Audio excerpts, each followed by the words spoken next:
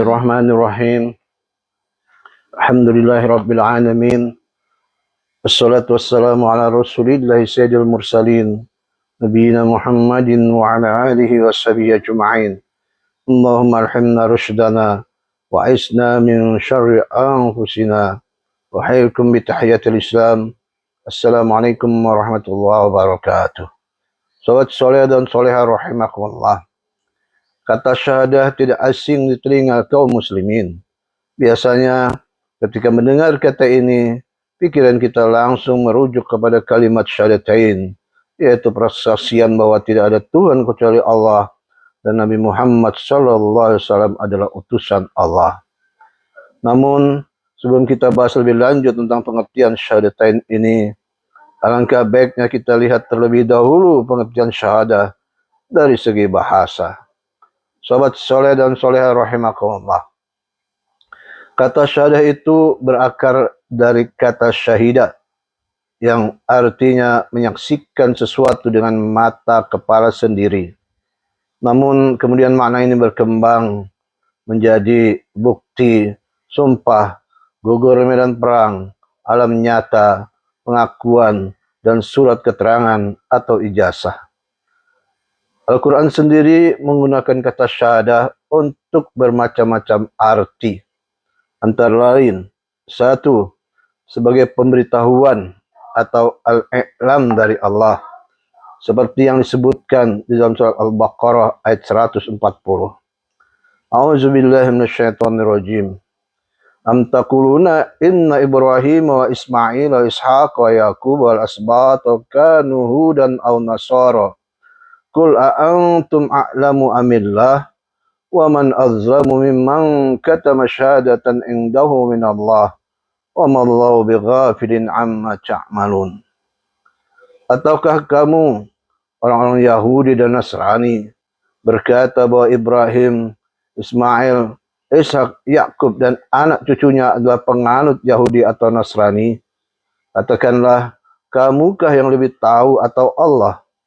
Dan siapakah yang lebih zalim daripada orang yang menyembunyikan persaksian dari Allah yang ada padanya? Allah tidak lengah terhadap apa yang kamu kerjakan. Yang dimaksud dengan kesaksian dari Allah di sini ialah pemberitahuan Allah di dalam Taurat dan Injil kepada Yahudi dan Nasrani bahwa Nabi Ibrahim alaihissalam bersama cucu-cucunya bukanlah penganut Yahudi dan Nasrani.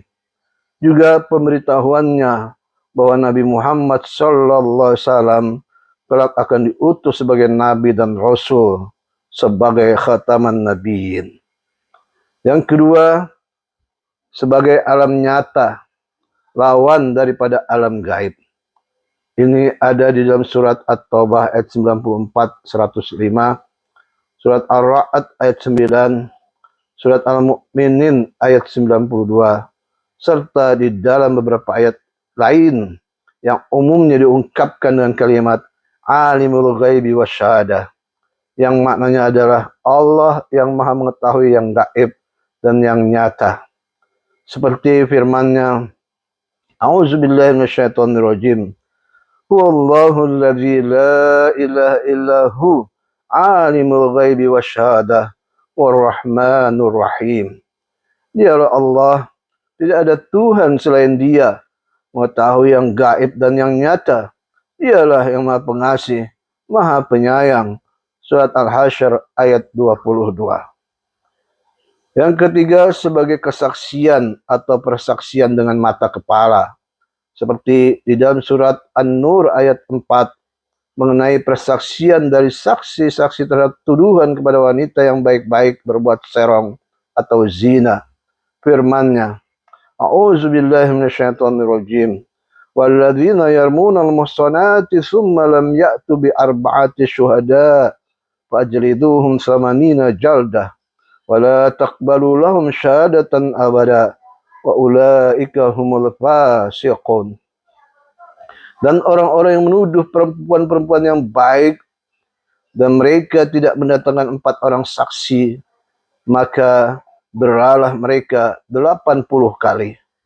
Dan janganlah kamu terima kesaksian mereka untuk selama-lamanya. Mereka itulah orang-orang yang fasik.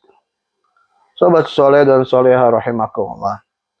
Di sisi lain, akar kata syahidah digunakan juga oleh Al-Quran untuk pengertian-pengertian sebagai berikut. Yang pertama, pengertian secara teologis. Syahadah secara teologis berarti pengakuan bahwa hanya Allah, Tuhan yang berhak disembah. Dalam firman-Nya, A'udzubillahi minasyaitonirrajim. Syahidallahu annahu la ilaha illa huwa wal malaikatu wa ulul ilmi qa'iman bil qist. La ilaha illa huwal azizul hakim. Allah menyatakan bahwa tidak ada Tuhan selain Dia. Demikian pula para malaikat dan orang berilmu yang menegakkan keadilan. Tidak ada Tuhan selain Dia yang Maha Perkasa, Maha Bijaksana. Surat Ali Imran ayat 18. Yang kedua, pengertian secara syar'i. Syahadah secara syar'i adalah kesaksian dengan mata kepala dan digunakan oleh Al-Quran dalam konteks jual beli dalam surat Al-Baqarah ayat 282. Penyerahan harta anak yatim setelah ia cerdas, surat An-Nisa ayat ke-6. Tuduhan terhadap istri berbuat zina, surat An-Nisa ayat 15. Berwasiat, surat Al-Ma'idah ayat 106. Dan perceraian, surat At-Talaq ayat 2. Sobat soleh dan soleha rahimakumullah. Ayat yang menjadi dasar hukum kemestian adanya persaksian dalam berbagai hal ialah surat Al-Baqarah ayat 282. A'udzubillahi minasyaitonirrajim. Wastashhidu syahidaini min rijalikum fa illam yakuna rajulaini farajulu wa imra'atani mimman tardawna minasyuhada an tadilla ihdahuma fatadzakkira ihdahuma al-ukhra. Dan persaksikanlah dengan dua orang saksi laki-laki di antara kamu. Jika tidak ada saksi dua orang laki-laki, maka boleh seorang laki-laki dan dua orang perempuan di antara orang-orang yang kamu sukai dari para saksi yang ada, agar jika yang seorang lupa, maka yang lain mengingatkannya. Kata syuhada dalam ayat ini adalah bentuk jamak dari kata syahid atau saksi. Disebut dalam Al-Quran sebanyak 19 kali dan digunakan dengan dua kandungan pengertian, yaitu yang pertama, saksi-saksi peristiwa sebagaimana dalam Al-Quran surat An-Nur ayat keempat. Walladzina yarmunahum muhsanati tsumma lam ya'tu bi arba'ati syuhada fajliduhum samanina jaldah wa la taqbalu lahum syahadatan abada wa ulaika humul fasiqun. Dan orang-orang yang menuduh perempuan-perempuan baik berbuat zina dan mereka tidak mendatangkan 4 orang saksi, maka cambuklah mereka 80 cambuk. Dan janganlah kamu terima kesaksian mereka untuk selama-lamanya. Mereka itulah orang-orang yang fasik. Yang kedua, mujahid yang gugur di medan pertempuran, membela kebenaran dan agama Allah, seperti dijelaskan di dalam ayat 140 surat Al-Imran. A'udzubillahi minasyaitonirrajim. Iyamsaskum qarhum faqad massal qawma qarhum mithluh wa tilkal ayyamu nudawiluha bainan nas waliya'lamallahu alladhina amanu wa yattakhidha minkum syuhada wallahu la yuhibbudz zalimin. Jika kamu pada perang Uhud mendapat luka, maka mereka pun pada perang Badar mendapat luka yang serupa. Dan masa kejayaan dan kehancuran itu kami pergilirkan di antara manusia agar mereka mendapat pelajaran dan agar Allah membedakan orang-orang yang beriman dengan orang-orang kafir dan agar sebagian kamu dijadikannya sebagai syuhada dan Allah tidak menyukai orang-orang yang zalim. Sobat soleh dan soleha rahimakumullah.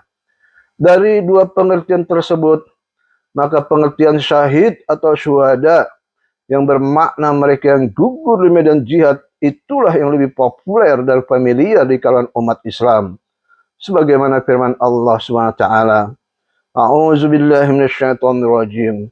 ولا تحسبن الذين قتلوا في سبيل الله أمواتا بل أحياء عند ربهم يرزقون فرحين بما آتهم الله من فضله ويستبشرون بالذين لم يلحقوا بهم من خلفهم ألا خوف عليهم ولا هم يحزنون يستبشرون بنعمة من الله وفضل وأن الله لا يضيع أجر المؤمنين. Dan jangan sekali-kali kamu mengira bahwa orang-orang yang gugur jalan Allah itu mati. Sebenarnya mereka itu hidup di sisi Tuhannya mendapat rezeki. Mereka bergembira dengan karunia yang diberikan Allah kepadanya dan senang hati terhadap orang yang masih tinggal di belakang yang belum menyusul mereka, bahwa tidak ada rasa takut pada mereka dan tidak bersedih hati. Mereka bergembira ria dengan nikmat dan karunia dari Allah, dan sungguh Allah tidak menyia-nyiakan pahala orang-orang yang beriman. Surat Al-Imran ayat 169 171. Sobat soleh dan soleh rahimakumullah. Demikianlah pembahasan tentang pengertian syahadah secara bahasa. Semoga bermanfaat. Subhanakallahumma bihamdika asyhadu an la ilaha illa anta astaghfiruka wa atubu ilaik. Assalamualaikum warahmatullahi wabarakatuh.